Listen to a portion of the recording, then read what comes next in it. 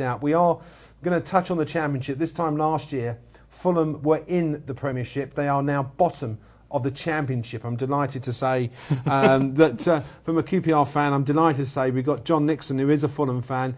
Good evening, John. Hi, evening, Tom. How are you? I'm fine. You might have to find a better... Bragging rights and everything will... Yeah, well, let's talk about Fulham first of all. You know, the tweets tonight saying the club was becoming an embarrassment. How do you feel the same way, John?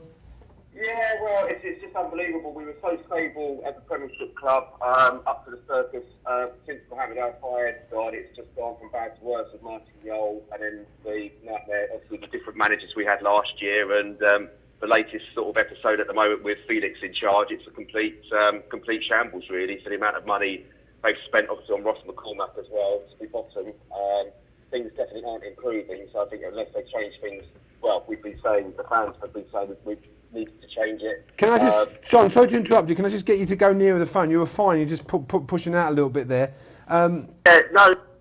We're just really concerned about everything that's going on at Fulham at the moment more than anything. The supporters have been crying for Felix Magath to go, really, ever since the end of last season. So nobody that I know wants him to stay. He's had numerous chances, and after today as well, 3-0 was an absolute hammering. We lost 5-0 against Derby. Things just are going from bad to worse, really, and I think if we carry on like this, we'll, instead of looking at a promotion season, we'll be lucky to stay in a division, which is shocking, really, from where we've come from. Does it worry you, John, that Shad Khan is an absent owner? He wasn't there today?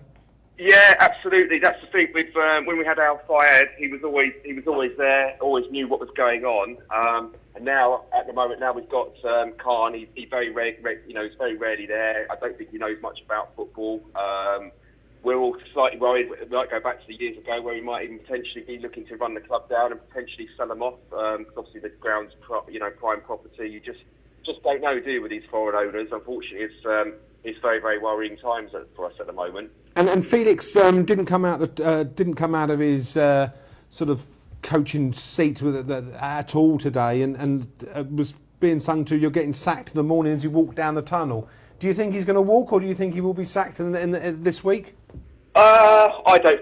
We'll sack him. From what they keep saying, they're going to back him and support him. And I've sort of been on the fence. I've never really taken to him ever since they've had him there. But he seems to talk a good talk. But on a Saturday afternoon, never seems to deliver the goods. So we're now sort of about 10 league games without a win.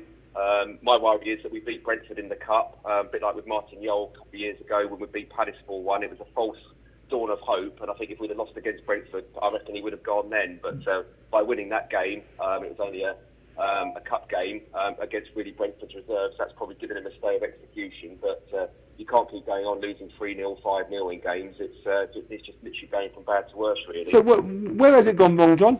Where has it gone wrong? Is it just solely the appointment doesn't suit the club, or does it sort of mirror the fact that he's not playing certain players? He's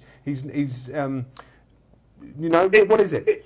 Yeah, it's hard to say really, because I was quite supportive. He did get rid of a lot of the dross that took us down last year. So a lot of players like John Arthur, Reece, we got rid of people like that, which I was fully supportive of. But then on the other hand, it's just not worked. He's brought the youngsters in. We've got a fantastic youth academy, but he sort of thrown them in at the deep end, and unfortunately there's just no support. People like Brian Ruiz, we had Matruglu, who's obviously gone back to Olympiacos now.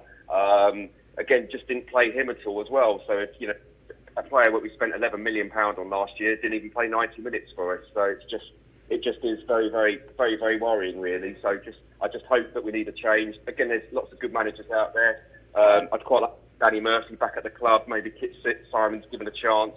I know a lot of fans don't like it, but even somebody like maybe Tony Pulis just to come in and just try and look what he did at Palace last year. He worked miracles there. So we just need an English person back in there that knows the Championship to get us back on track, really. And just one last question. Do you think what Felix has done is, in the short term, irreversible, in as much that whoever comes in has really got to undo what Felix has done? It's a real rebuilding opportunity. If we'd have changed things in the summer, or even changed things a couple of weeks ago with the international break, you'd have had someone that had a couple of weeks to try things around. Now you've got somebody, the window's shut as well. It's a hell of a a hell of a lot that a new man's got to come in and do it. But Tony Pulis did it last year at Palace. They looked like they were doomed, and he ended up getting Manager of the Year award. So he's done fantastic. And it is only a few games in. Well, thanks very much indeed, John, for joining us this evening. No problem. All the best. Cheers, mate. Thank you very much.